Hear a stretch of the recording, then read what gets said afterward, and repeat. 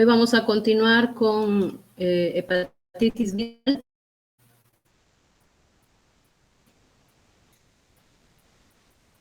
¿Se ve?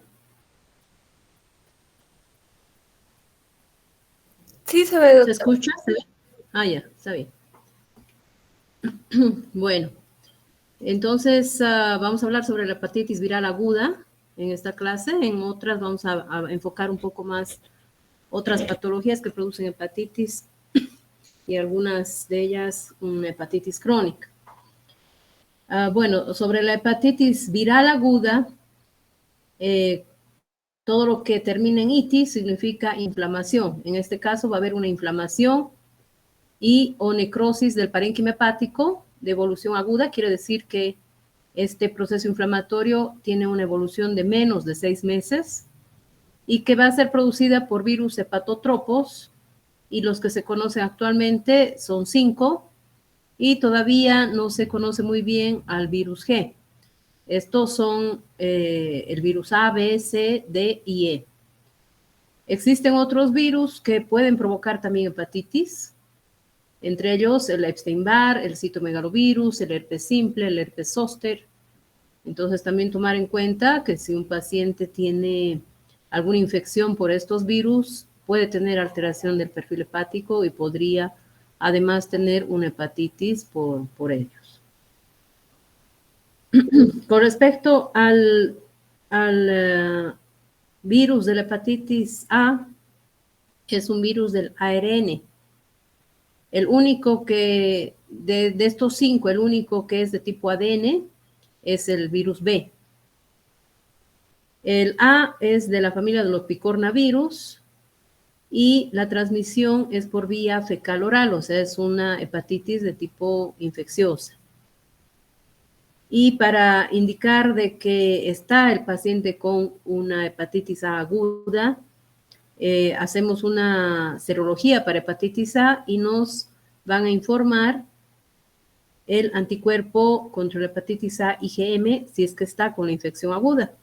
Si es que ya pasó, vamos a tener la IgG positiva. La hepatitis A no va a cronicidad. La hepatitis B es un hepatnavirus. La vía de transmisión es parenteral, sexual, vertical, de madre a hijo. Y también, si está con una hepatitis aguda, vamos a tener el anticuerpo IgM-core positivo y el antígeno de superficie positivo. Esto en hepatitis aguda. También el virus B puede causar una hepatitis crónica, o sea, una alteración del perfil hepático, compromiso del hígado de más de 6 meses de evolución, y en ese caso vamos a tener el antígeno de superficie positivo más de 6 meses. También puede tener, podemos tener el antígeno E positivo si es que hay replicación viral, o podemos tener este negativo. Y el anticore total va a estar positivo. En caso de la hepatitis C, es un ARN flavivirus de la familia de los flavivirus. Se transmite principalmente por vía parenteral y vamos a tener un anticuerpo contra el virus C positivo en caso de que tenga una infección aguda y este permanece positivo por más de 6 meses si es que va a una infección crónica. El D es un virus que necesita necesariamente que esté el paciente con un virus B, además, ¿no? Porque puede haber una sobreinfección, una superinfección o una coinfección con el virus B. Para que tenga un virus D, tiene que haber virus B además. La transmisión es principalmente parenteral y es positivo si tenemos el anticuerpo IgM positivo en caso de que sea una infección aguda, y también podemos tener una infección crónica. El virus C es de tipo ARN, calicivirus. La transmisión es vía fecal oral y si es positivo el anticuerpo IgM, significa que está con una hepatitis E aguda. En general, las manifestaciones clínicas de una hepatitis son inespecíficas, pueden estar anistéricos en un 75 a 90%, o tener un cierto malestar como si estuvieran con gripe. Y si es que es si se ponen histéricos, si es del tipo de una hepatitis con ictericia, vamos a tener 3 fases. La fase prodrómica o prehistérica, que dura 3 días a 3 semanas, donde va a tener fatiga, anorexia, dinamia, puede haber náuseas, vómitos, puede haber cierta fiebre no alta, aversión a las grasas y dolor en el cuadrante superior derecho y además coluria. Luego viene la fase histérica, que es una fase, es una ictericia rubínica, que se denomina rubínica, por 1 a 8 semanas más o menos, con hipocolia, prurito, si es que hay datos de colestasis, va a tener prurito el paciente, y al examen físico vamos a tener una hepatomegalia dolorosa. Y por último, la fase de convalescencia, con desaparición de todos estos síntomas, y va a recuperar por completo si es que el organismo va a vencer a este proceso inflamatorio del hígado, no deja secuelas y va a recuperar por completo. El diagnóstico entonces se hace por esta clínica: alteración del perfil hepático, sobre todo con aumento de las transaminasas. Y en caso de una hepatitis viral, las transaminasas pueden elevarse hasta incluso 200 veces lo normal, bastante altas, esa es la característica de una hepatitis viral, y hay predominio de la alaninoaminotransferasa. En cambio, en una hepatitis por alcohol es la aspartato aminotransferasa la que se eleva. Luego podemos solicitar una ecografía abdominal donde vamos a ver una hepatomegalia, y la serología, donde pedimos, dependiendo de qué tipo de hepatitis sospechamos, o directamente se pide serología para hepatitis A, B y C para ver de qué tipo de hepatitis se trata. Va a haber aumento de las bilirrubinas. Hemos dicho ayer que se elevan ambas bilirrubinas, pero un poco más la directa. Si hay datos de colestasis, si tiene prurito el paciente, es un tipo de hepatitis colestásica, va a haber además elevación de la fosfatasa alcalina. Es es una variedad, digamos, de hepatitis, no siempre ocurre esto. Luego, si esta hepatitis está encaminándose a una hepatitis grave con datos de insuficiencia hepática, es el TP que se va a prolongar y va a bajar la albúmina. Entonces, esos 2 datos en el perfil hepático tenemos que monitorizar. Tenemos que hacer una monitorización del perfil hepático, y si el TP se prolonga, pues hay que estar más atentos si es que no aparece encefalopatía hepática, y eso ya es un dato de que puede estar haciendo una hepatitis fulminante. Como es un proceso viral, va a tener leucopenia. Diagnóstico diferencial con otras causas de hepatitis y de alteración del perfil hepático. El tratamiento de una hepatitis viral aguda es sintomático. Si el paciente está con hiporexia, si está con astenia, el reposo relativo. Quiere decir que dependiendo del grado de afectación, el grado de cansancio que manifieste, pues hará reposo sin ir a hacer sus actividades, ¿no? Si es una hepatitis infecciosa, si es una hepatitis A, de preferencia tiene que estar en la casa, y para no contagiar a otras personas. Si tiene náuseas, vómitos, entonces se aconseja una dieta hipograsa que va a ser más tolerada, rica en hidratos de carbono, y no dar medicamentos hepatotóxicos y mucho menos bebidas alcohólicas. Si tienen mucho vómito, dar antieméticos. Se hospitalizan si es que tienen mucha intolerancia a la vía oral o si son ancianos, tienen algún dato de procesos infecciosos.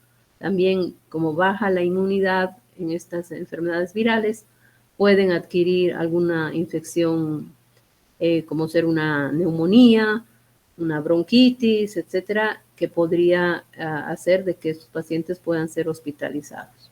Y monitorizar el tiempo de protrombina. Si este se prolonga, también es mejor internar para una monitorización más cercana de la, como les digo, de la presencia de encefalopatía hepática, que la albúmina vaya bajando, para ver si es que no está entrando en una insuficiencia hepática aguda.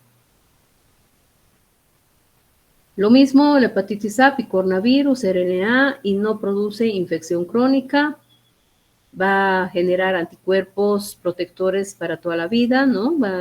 Vamos a tener el IgG contra el virus de la hepatitis A y ya no va a adquirir nuevamente la hepatitis A si es que enfermó.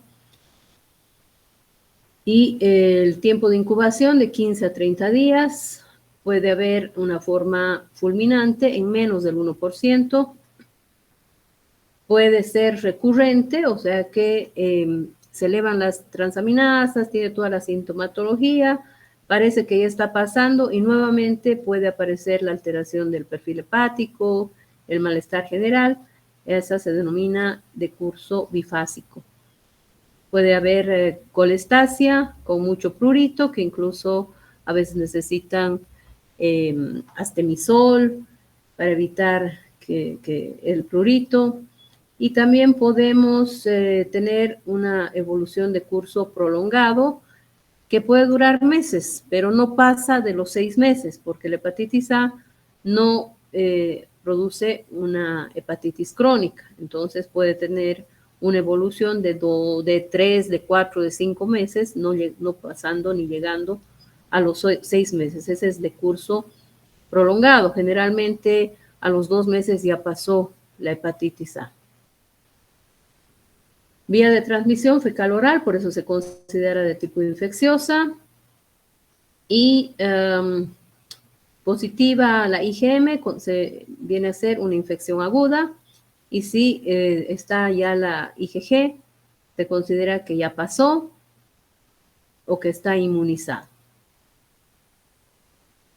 La prevención, la higiene ambiental, o sea, la buena eliminación de excretas, el agua hervida y el buen lavado de manos también, ¿no? Esta enfermedad es más frecuente de adquirirla también por ejemplo, en lugares donde hay muchas personas, por ejemplo, en los orfelinatos, en el cuartel. Entonces, el uso de los baños, etcétera, tiene que ser con bastante higiene.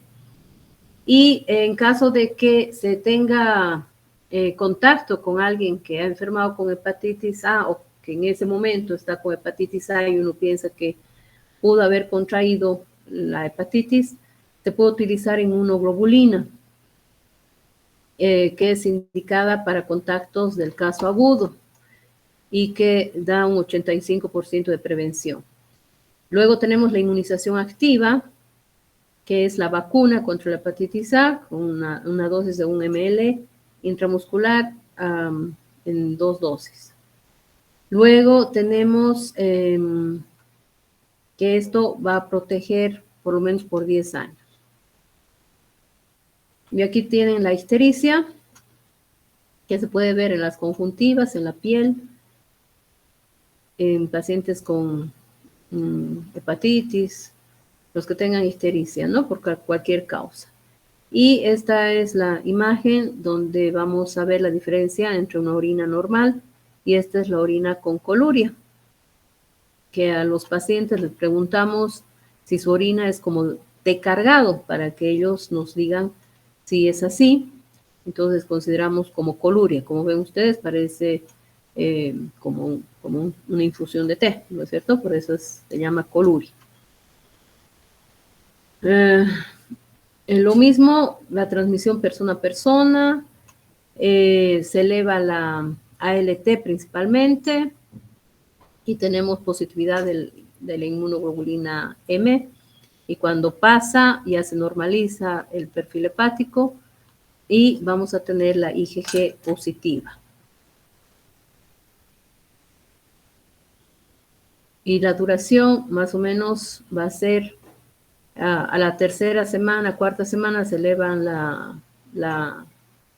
las transaminasas, especialmente la LT, y luego pues ya van normalizándose y a las 10 semanas ya va a estar, ya va a pasar la infección con la presencia de inmunoglobulina G. Con respecto a la hepatitis B, es un problema de salud mundial, es una causa importante de cirrosis y el riesgo de adquirir una hepatitis B aguda está en que esta puede evolucionar a una hepatitis crónica y luego en esa hepatitis, esa hepatitis crónica va a evolucionar a cirrosis y en este hígado cirrótico hay probabilidad de que aparezca un hepatocarcinoma. El virus de la hepatitis B es de tipo hepatnavirus, del tipo DNA, y hay varios genotipos, desde la A a la I, y tiene varios antígenos, como el antígeno de superficie, el antígeno core, el antígeno E. Entonces, el mecanismo de transmisión va a ser de tipo parenteral, como habíamos hablado, por transfusión de productos sanguíneos, los adictos a drogas por vía parenteral, los que están haciendo diálisis o hemodiálisis también tienen riesgo, por eso ellos siempre tienen que estar vacunados contra la hepatitis B y con buenos niveles, ¿no? Hay que hacer una determinación de los anticuerpos y hacer nuevas vacunas, o sea, vacunarlos nuevamente si no están bien protegidos. Aquellos que tienen trasplante renal, los que trabajan en laboratorios o nosotros que trabajamos en hospital, tenemos mayor riesgo de adquirir, entonces tenemos que estar vacunados. La transmisión perinatal, la transmisión vertical in útero y durante el parto por un shunt de la sangre materna al producto o por exposición directa a las secreciones vaginales puede adquirir este niño la hepatitis B si la madre es portadora o si la madre tiene el virus de la hepatitis B. Por la lactancia materna podría transmitirse si es que existen lesiones sangrantes en la mama. Luego la transmisión sexual y la transmisión intrafamiliar es menos probable, pero puede haber riesgo si es que utilizan utensilios contaminados con sangre, como peines, toallas o rasuradoras, por ejemplo.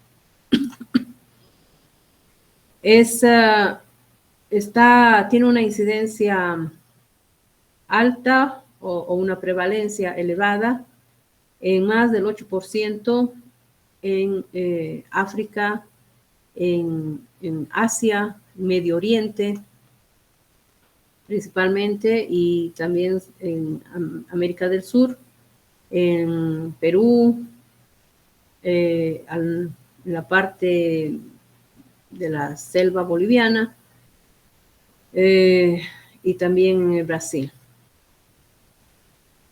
Es baja a nivel de Australia y tiene una prevalencia intermedia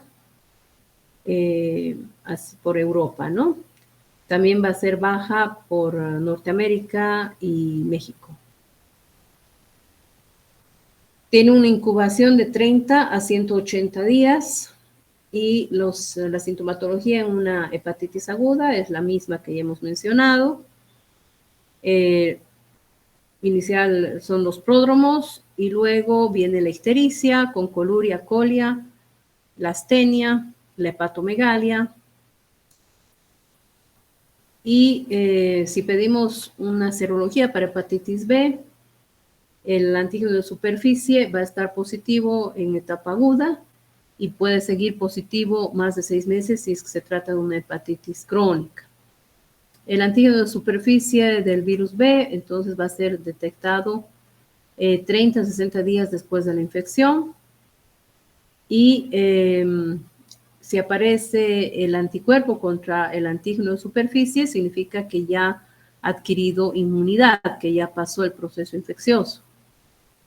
El anticore de la hepatitis B va a ser detectable en sangre únicamente como componente interno de los viriones.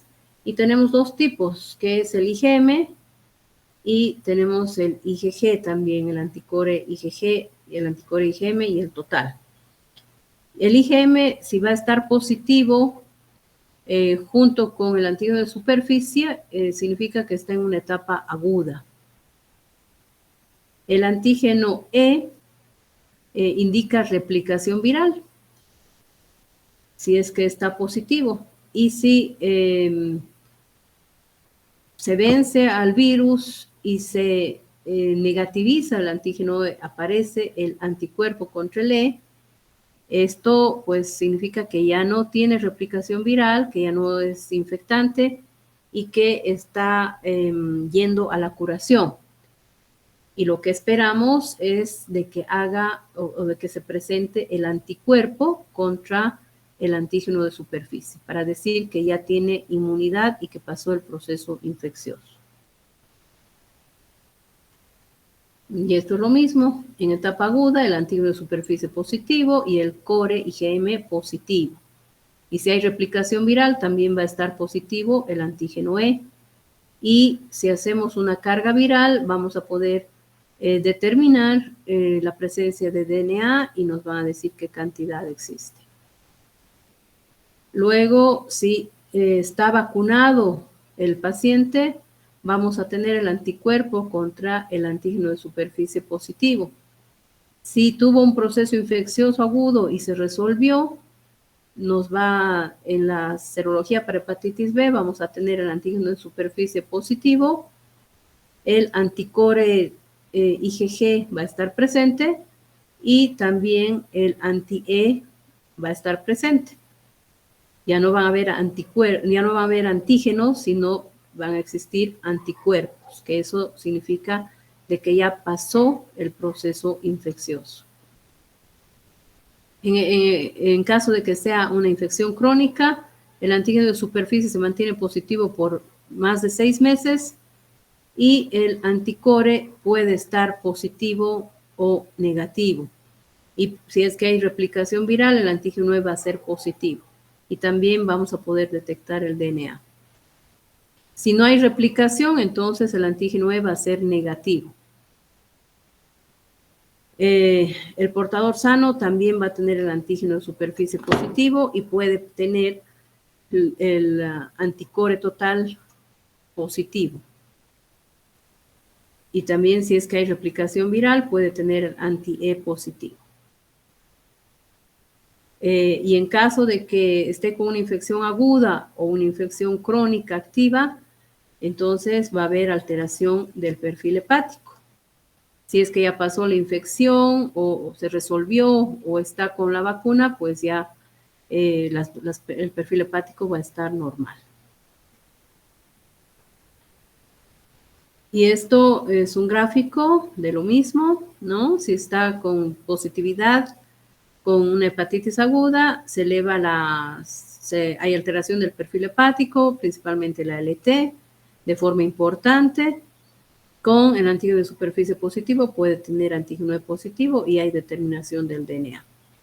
Y el anticuerpo con core IgM también puede estar positivo. Si ya hay resolución del problema, aparecen los anticuerpos y desaparecen los antígenos. Si es crónico, estas alteraciones van a estar positivas por más de 6 meses y ya se considera una hepatitis B crónica que va a requerir tratamiento con antivirales. La resolución de la infección aguda puede darse en un 94%. La hepatitis fulminante puede manifestarse en un 1% y pueden evolucionar a la cronicidad en un 5%, más o menos, ¿no?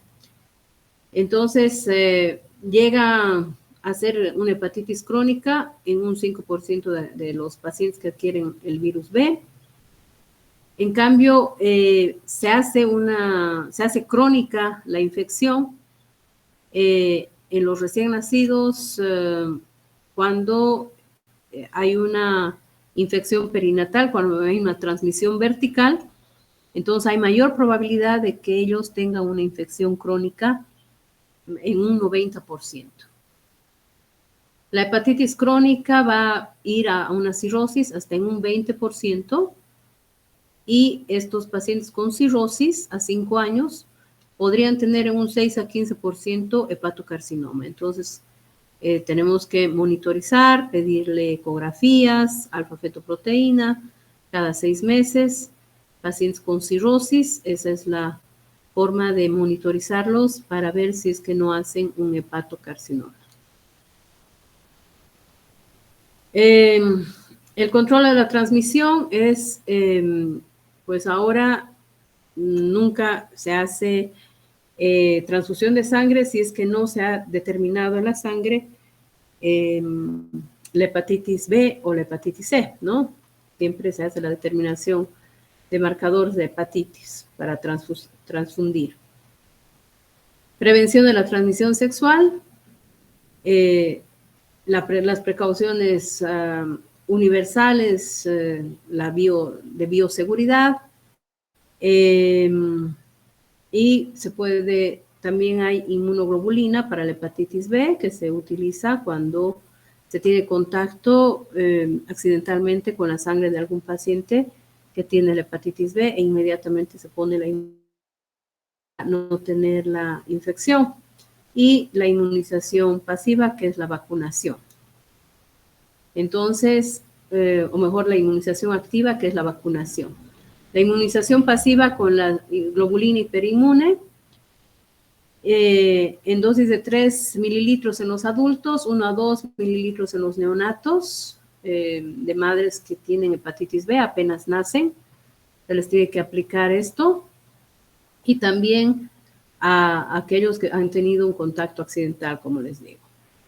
Y la vacuna en 3 dosis intramuscular, inicial al mes y a los 6 meses, pues de preferencia ahora en todos, y ahora felizmente en el programa de inmunización a los niños, pues se les pone también 6 vacunas, ¿no? Y entre ellas está la vacuna de la hepatitis B. Y la protección pues se considera que es de por vida, pero se puede hacer una determinación de anticuerpos a los 10 años y si están bajos se puede volver a poner la vacuna.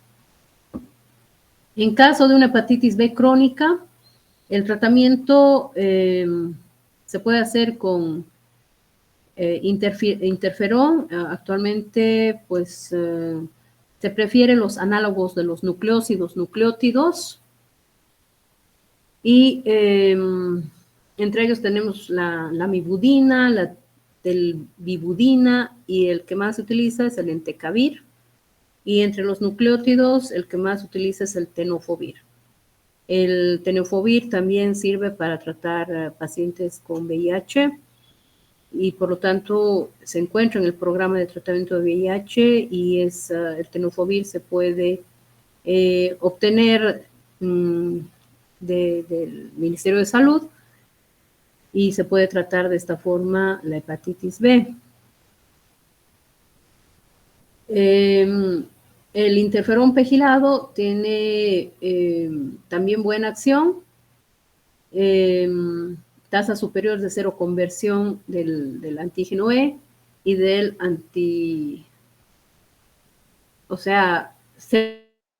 cuerpo E y anticuerpo de superficie, ¿no? Desaparece el antígeno y desaparece el antígeno de superficie y aparecen los anticuerpos con 12 meses de tratamiento. Pero su efecto no es muy alto. Y luego no es muy bien tolerado, tiene efectos adversos, principalmente depresión, cefaleas, y la inyección es subcutánea. En cambio, los otros medicamentos tienen un efecto antiviral potente, el tenofovir, el entecavir, tienen buena tolerancia, la administración es oral, y existe cierto riesgo de resistencia, pero mucho menos con el entecavir que con los otros que habíamos nombrado.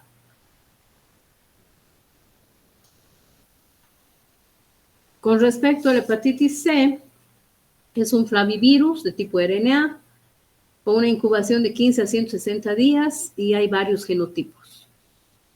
El que más, bueno, el genotipo tipo 1 es el que se encuentra en América y también en Europa. Tenemos el tipo 1B y en Estados Unidos el 1A. Entonces, este genotipo 1 tiene unos subtipos y es el que se ha visto de que tiene mejor respuesta al tratamiento. Era la hepatitis C la principal causa de trasplante de hígado en Estados Unidos, pero actualmente como tiene curación, ya se han encontrado medicamentos que sí pueden atacar al virus C y se cura un paciente con hepatitis crónica por virus C. Entonces, el trasplante de hígado por virus C cada vez es menos.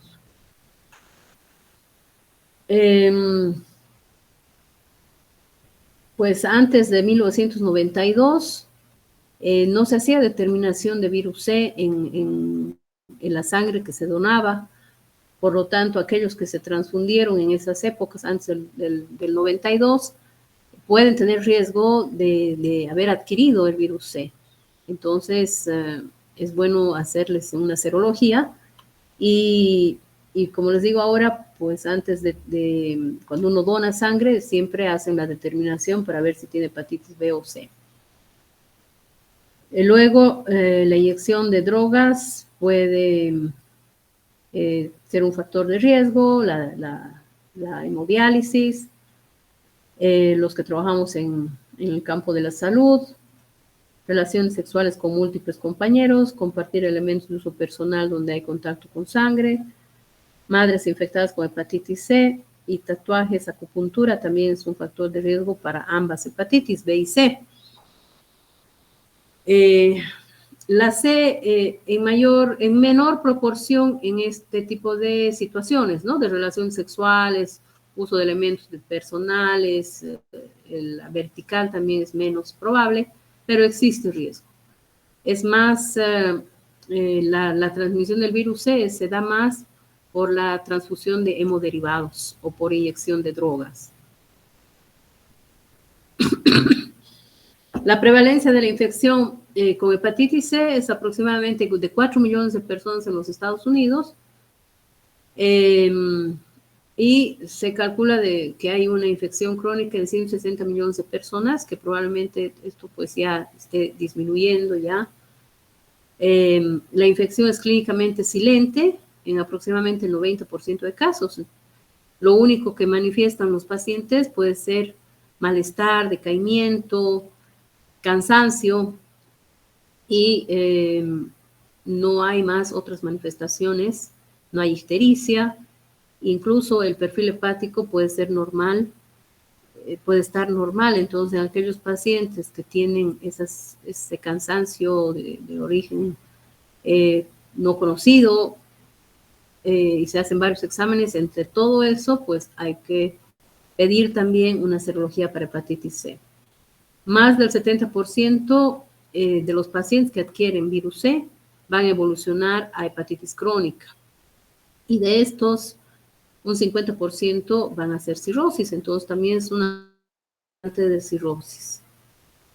Y esta cirrosis, en cualquier hígado con cirrosis, sea por alcohol, sea por virus B, por virus C, cualquier tipo de cirrosis puede evolucionar a hepatocarcinoma.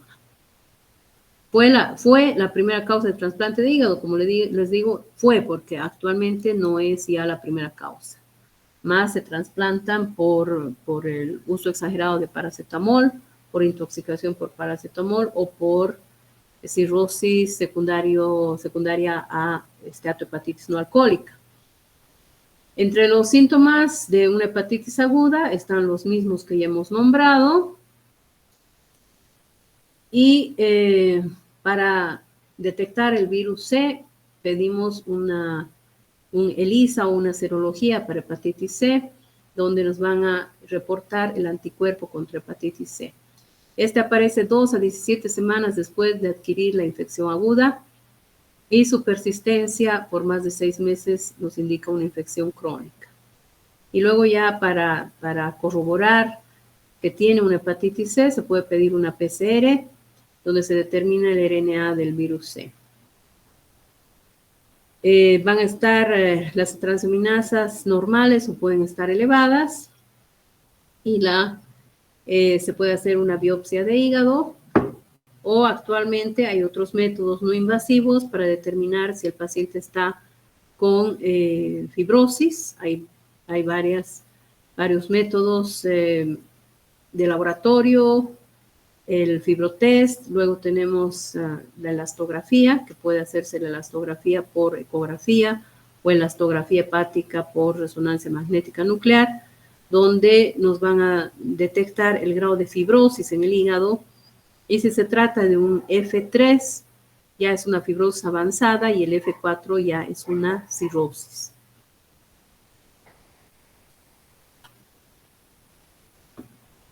Entonces, actualmente existe cura para la hepatitis C, especialmente del genotipo 1, tienen mejor respuesta.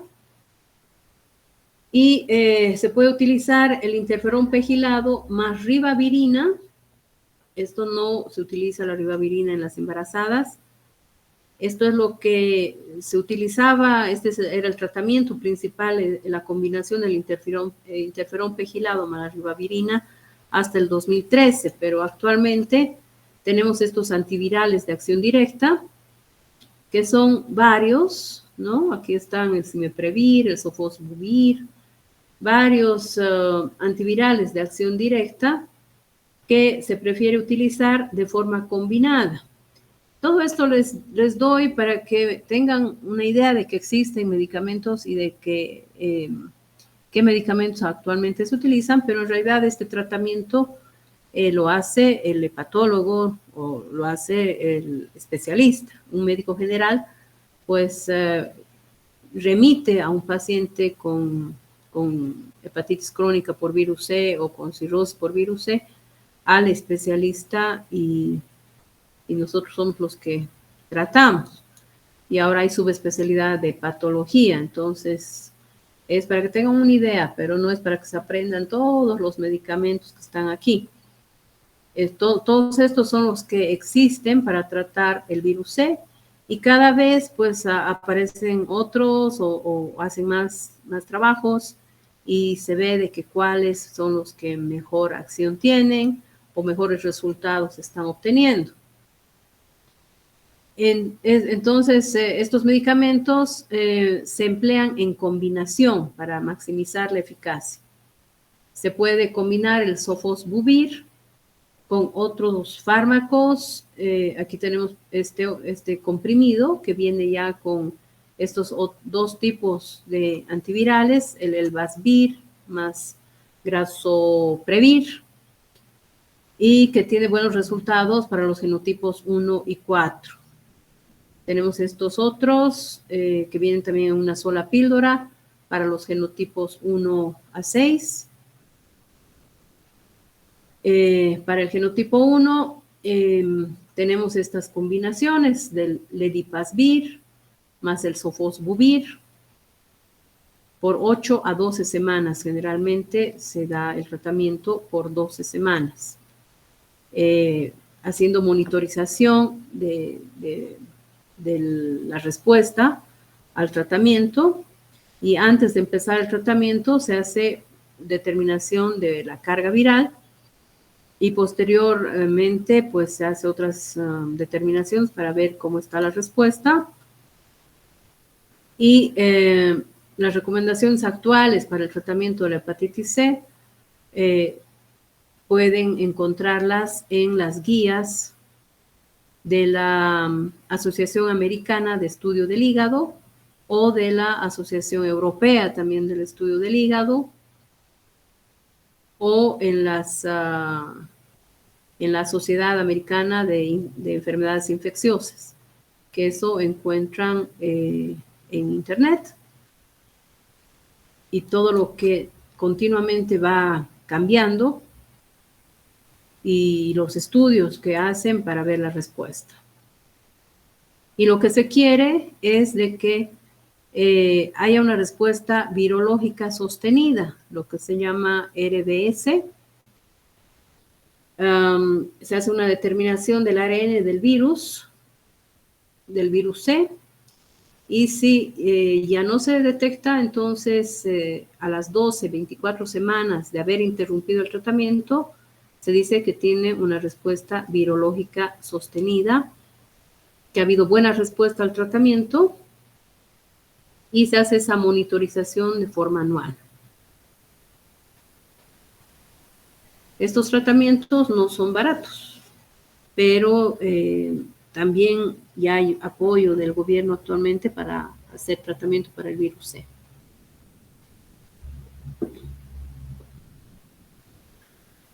Con respecto a la hepatitis D, este tipo RN, tiene un periodo de incubación de 30 a 140 días, una prevalencia de más o menos en el mundo del 5%, y puede existir como coinfección o sobreinfección con el virus B. Es un agente viral defectuoso que necesita necesariamente tener el virus B presente, lo que incrementa la gravedad y hace de que haya mayor predisposición para que haga una hepatitis crónica y también mayor probabilidad de que haga una hepatitis fulminante. Entonces está el antígeno de superficie positivo y adquiere el virus de la hepatitis D, y por lo tanto vamos a tener, si es que está con el virus D, vamos a tener el anticuerpo IgM positivo para el virus D. Y cuando pasa la infección, pues aparecen los anticuerpos para el antígeno de superficie en caso del B, y la inmunoglobulina G para el virus D, si ya pasó la infección. Los factores de riesgo: estar infectado por hepatitis B con anterioridad, ser portador de hepatitis B, recibir transfusiones de sangre o abuso de drogas por vía intravenosa. Lo que ya les dije. Y se podría hacer una biopsia hepática si es que está con una hepatitis grave y las transaminadas también se elevan. Con respecto a la hepatitis E, es un virus ARN, calicivirus, que se transmite por vía fecal oral en zonas donde principalmente el agua está contaminada. Es más frecuente en África, en Asia, en Medio Oriente, China. Hay 8 genotipos y se ha visto que la transmisión del genotipo 3 a 4 se produce por comer carne cruda de cerdo o jabalí, y la mortalidad es no más alta en infección aguda, de 0,5 a 4%, y esta mortalidad sube en mujeres embarazadas, principalmente cuando adquieren el virus E en la segunda o tercer trimestre del embarazo, ¿no? En el segundo o tercer trimestre del embarazo hay más riesgo de muerte y se ha visto mortalidad hasta de un 25%. Se han dado epidemias en tiempos de lluvia por contaminación de las aguas, especialmente en los países que hemos nombrado, que son países endémicos de la hepatitis C, y el periodo de incubación de 15 a 60 días con un promedio de 40 días. La clínica es la misma, con alteración del perfil hepático, y se determina por serología para hepatitis C, donde vamos a tener el IgM positivo en caso de infección aguda y el IgG positivo en caso de que pasó el proceso infeccioso. Y el tratamiento principalmente es sintomático. Bueno, eso con respecto a la hepatitis viral. Bueno, continuaremos con la hepatitis por medicamentos, o si tienen alguna pregunta.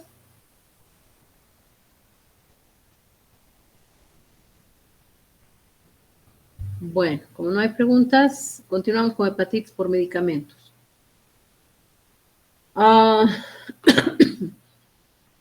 Bueno, la hepatitis por medicamentos, se ha visto de que un 2 a 5% de estos pacientes que tienen alteración del perfil hepático por el uso de algún medicamento van a requerir hospitalización, y el 10% de hepatitis por medicamentos se produce en adultos, principalmente en mayores de 50 años hay mayor riesgo, y en aquellos pacientes que tienen, que son multitratados, que tienen varias enfermedades,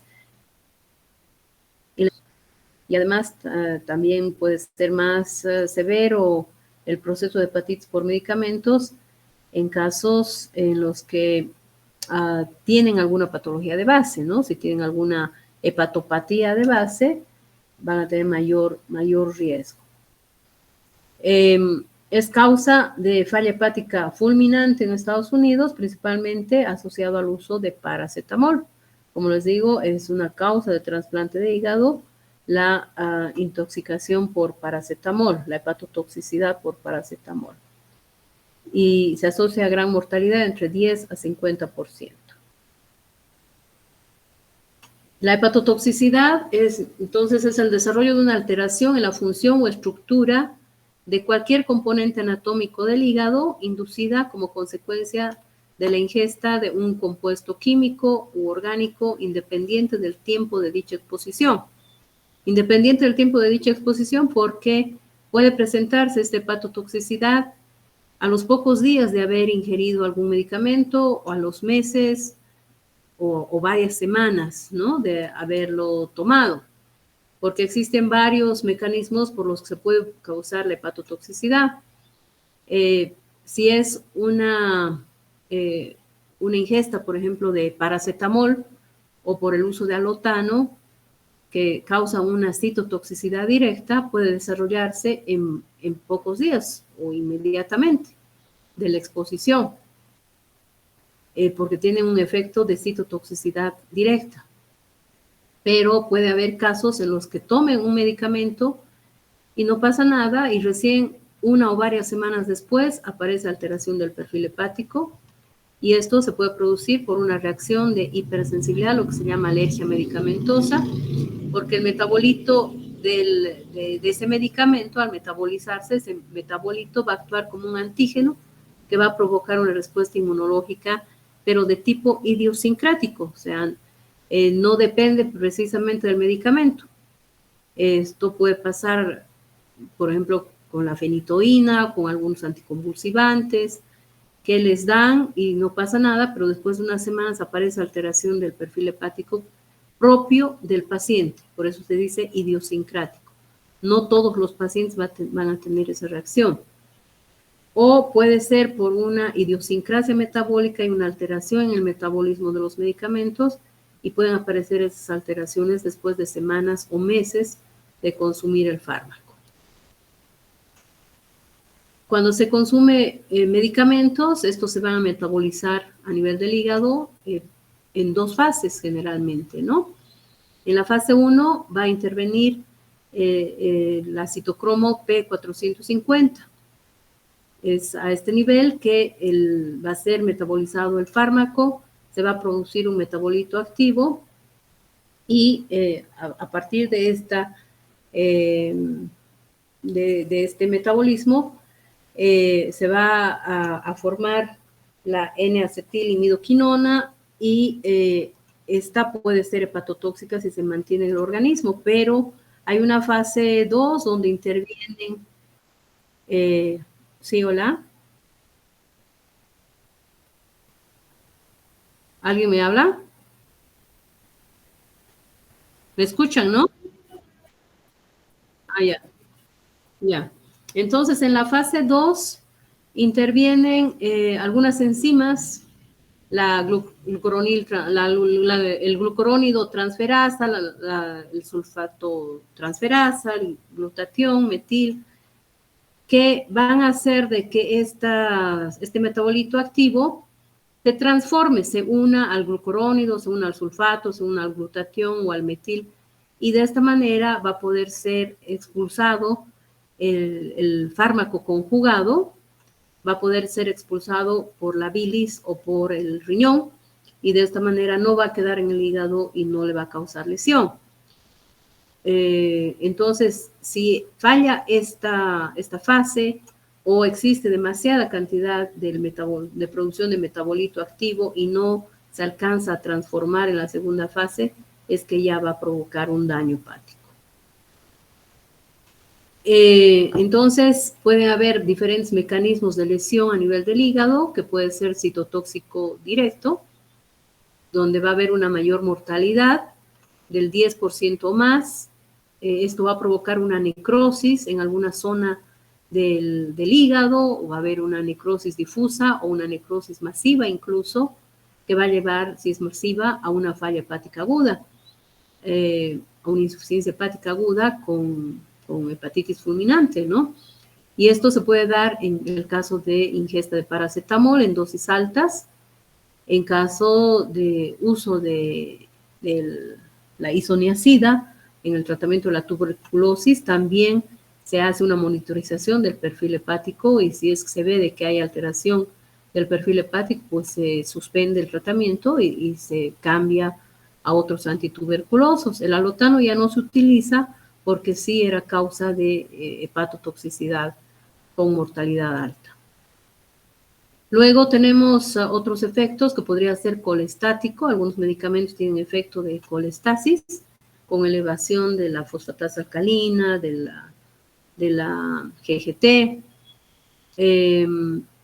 con prurito, y esto puede darse, por ejemplo, con el uso de eritromicina, o puede haber un efecto mixto de hepatotoxicidad citotóxica y colestásica, por ejemplo, con la fenitoína, las sulfamidas, la satioprina, el metotrexato, ¿no? Aquellos pacientes que son tratados con metotrexato por artritis reumatoide también tienen que hacerse pruebas de función hepática periódicamente para ver si no hay daño en el hígado, y si se ve de que están alterándose las pruebas de perfil hepático, pues hay que suspender y cambiar de medicación.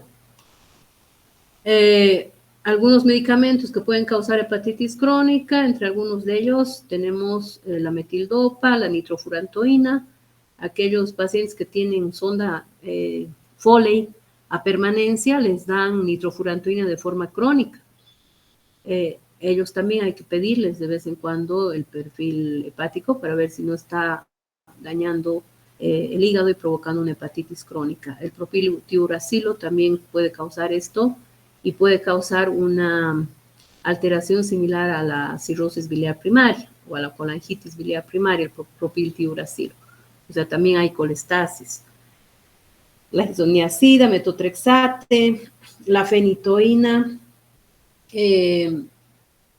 la amiodarona produce esteatopatitis no alcohólica, ¿no? Produce una enfermedad hepática pseudoalcohólica similar a lo que se produce con la obesidad, en la obesidad o en las dislipidemias.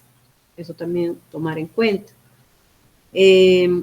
Colestasis crónica con la carbamazepina, la amitriptilina, procesos granulomatosos con la metildopa, quinidina, sulfas.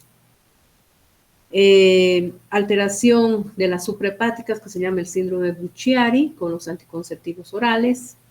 Luego podemos tener hipertensión portal por esclerosis hepatoportal sin cirrosis, por el uso de vitamina A, del sulfato de cobre. Enfermedad veno-oclusiva, que es otra causa de hipertensión portal, se puede dar con el uso de algunos tés de hierbas, la 6-tioguanina. Entonces hay que tener cuidado nomás con esos tés chinos o tés hindúes que pueden causar alguna alteración a nivel de hígado o causar esta enfermedad veno-oclusiva. Tumores hepáticos como adenomas o cáncer de hígado, con el uso de anticonceptivos orales se pueden presentar estos adenomas, que si se presentan, pues a veces hay que sacar o operar. Luego, los esteroides anabólicos también pueden causar problemas. Entonces, si sospechamos que es por medicamentos, tenemos que preguntar qué tipo de medicamentos ha estado utilizando, cuánto tiempo, qué dosis, y ver el perfil hepático, si tiene elevación de transaminasas, la fosfatasa alcalina, las bilirrubinas, si hay necesidad, hacer una biopsia hepática, y lo que se tiene que hacer cuando se sospecha que hay hepatotoxicidad por algún medicamento es suspender el medicamento. Eso es lo principal. Y hay un sitio que se llama LiverTox en internet donde se puede ingresar ahí y poner el medicamento que uno piensa que está causando daño en el hígado o que está sospechando, y para saber qué daño causan estos medicamentos, pues ahí tenemos una lista de qué tipo de lesión puede causar en el hígado. Se llama LiverTox. El tratamiento principal, suspender el fármaco, y se le puede dar hepatoprotectores que en cierta manera sirven, como la silimarina, el complejo B, y el único que tiene el antídoto es la hepatotoxicidad por acetaminofén, que es la N-acetilcisteína, que tiene muy buen efecto si se da en las primeras 4 a 12 horas después de que haya ingerido el acetaminofén. Para los adenomas hepáticos, resección quirúrgica. Y en el caso de intoxicación por acetaminofén, que es una causa muy común de falla hepática aguda en Estados Unidos y en Europa, en Inglaterra, porque se compra fácilmente, hay venta libre de acetaminofén y la gente utiliza esto para con fines suicidas, pues se ha visto de que es una causa importante de daño hepático. Ingieren con fines suicidas, o también, como es de venta libre, para cualquier dolor o cefaleas, toman el acetaminofén, y las dosis crónicas o dosis altas pueden causar hepatotoxicidad. Igualmente, el acetaminofén, como ya les expliqué, va a llegar al hígado, la mayor parte se va a excretar en orina, va a ser metabolizado y la mayor parte se excreta en orina, y va a ser metabolizado por el citocromo P450, pero lo que queda va a ir por esas dos fases. Se va a producir la N-acetilimidoquinona en la primera fase, y luego va a unirse lo que sobra del acetaminofén con el glutatión, y va a poder ser excretado por el riñón. Pero si hay un exceso de acetaminofén y hay un exceso de producción de este elemento que es hepatotóxico, de la N-acetilimidoquinona, no va a haber suficiente glutatión y va a producirse la hepatotoxicidad. O si es que a pesar, o también hay que valorar el hecho de que si ha tomado una dosis de acetaminofén y además ha tomado bebida alcohólica, hay mayor riesgo, porque el alcohol va a disminuir también el glutatión y no va a poder ser metabolizado en la segunda fase, y no va a poder ser conjugado este metabolito, y para poder ser excretado en orina. Entonces se queda en el hígado y va a provocar la lesión. Entonces, cuando toman el acetaminofén y se ve de que hay un daño en el hígado, hay que además preguntar si no ingirió además bebida alcohólica, o incluso en los niños hay que tener cuidado de no darle acetaminofén y jarabes para la tos que contienen algo de alcohol. Hay que fijarse, ¿no?, para darles una dosis mínima de acetaminofén. La dosis terapéutica de 10 a 15 miligramos por kilogramo dosis, en adultos 500 a 1 gramo dosis cada 6 a 8 horas, pero la verdad yo no uso más de 2 o 3 gramos máximo alguna vez por día, ¿no? Pero dice, esa es la dosis terapéutica. Pero también hay que tomar en cuenta que sea un paciente que no tenga alguna hepatopatía previa, que ese hígado esté bien. Toxicidad con una dosis única en los niños mayor a 250 miligramos por kilogramo, dosis repetidas de 50 a 60 miligramos por kilogramo y en adultos de 7 a 10 gramos por día viene a ser ya hepatotóxico con una hepatotoxicidad directa peligrosa para la vida. En el cuadro clínico vamos a tener 3 fases. En la fase 1, donde va a tener náuseas, vómitos, diaforesis, letargia, fiebre, y el laboratorio puede estar normal todavía, esto en las primeras 24 horas de haber ingerido esas dosis altas. En el estadio 2, a las 24 a 72 horas ya va a haber el dolor en el hipófisis derecho porque ya va a tener hepatomegalia. Va a afectar también la función del riñón, entonces puede haber oliguria y va a haber alteración del perfil hepático y renal. En el estadio 3, 72 a 96 horas después de la ingesta, aparece ictericia y van a haber ya datos de insuficiencia hepática aguda con confusión, con hipoglicemia, con hipotensión, acidosis láctica, diátesis hemorrágica y con muerte por falla orgánica múltiple, porque va a tener falla hepática, renal e incluso puede haber alteración a nivel cardíaco. En el estadio 4, 4 días a 2 semanas, si es que pasaron estos 3 estadios, va a recuperar desde el 4º día con una recuperación completa. No deja secuelas en el hígado. Si es que se actúa pronto y lo que se tiene que hacer es darle acetaminofén en las primeras horas, ¿no? Antes de las 12 horas se le tiene que dar el acetaminofén, que eso le salva la vida. Entonces tenemos que hacer una anamnesis amplia de determinar qué tipo de medicamentos ha consumido, cuánto de acetaminofén, la dosis, el tiempo, si ha ingerido con bebida alcohólica o con qué otros medicamentos que podrían aumentar la lesión en el hígado. Y se da el acetaminofén, puede ser por vía oral, si es que tolera la vía oral, o puede ser por vía endovenosa si no está tolerando, si está con mucho vómito. Y se pide perfil hepático, se pide incluyendo TP y NR, ¿no es cierto? Albúmina, globulina, proteínas totales, transaminasas, bilirrubinas, fosfatasa alcalina, GGT, el BUN, la creatinina, amilasa, glicemia y electrocardiograma también se le hace.